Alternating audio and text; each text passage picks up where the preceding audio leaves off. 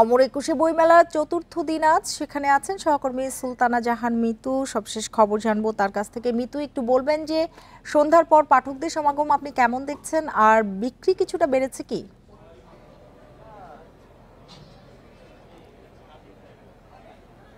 আসলে অন্যান্য বার মেলার যে চিত্র থাকে এবার একেবারেই ভিন্ন। এবার প্রথম দিন থেকেই পাঠক এবং দর্শনার্থী সমাগম ঘটছে অমর একুশে বইমেলায়। আপনাকে যদি আমরা একটু দেখাই, চারদিকের স্টলগুলোতে বেশ ভিড় এখানে, এবং পাঠকরা কিন্তু আসলে বই কিনছেন। মেলার দ্বিতীয় দিন থেকেই আমরা সেই ভিড় দেখছি, আজকে চতুর্থ দিন। তবে মেলার যে পরিবেশ এবং জনসমাগম সেটি দেখে মনে হচ্ছে আজকে মেলার দশম দিন।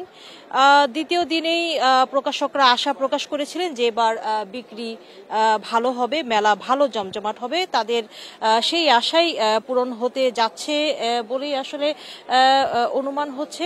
আরেকটি বিষয় যে আসলে সকল মহলে আলোচনা হচ্ছিল এবার বই মেলায় ভিড় বাড়ার মূল কারণটা কি, প্রথম থেকেই কেন আসলে এত ভিড়।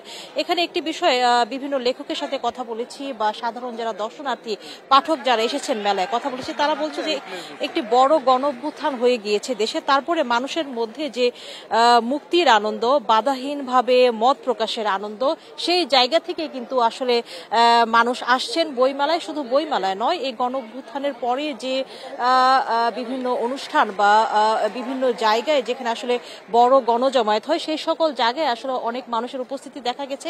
একটি বিষয় যে গতবারের চেয়ে এবারে কিন্তু বইমেলায় 100টি বেশি স্টল বরাদ্দ দেওয়া হয়েছে, অর্থাৎ এখানে অংশগ্রহণকারী প্রতিষ্ঠানের সংখ্যা, প্রকাশনা প্রতিষ্ঠানের সংখ্যা বেড়েছে। এবং একটি বিষয় বলা হয়েছে বাংলা একাডেমি সহ যথাযথ কর্তৃপক্ষের পক্ষ থেকে যে এখানে আসলে মত প্রকাশে কোনো বাধা নেই, সকল মতের বই এই বই মেলায় প্রকাশিত হবে।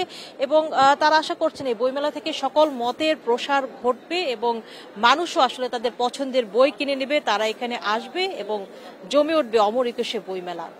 এখন পর্যন্ত এই ছিল সবশেষ।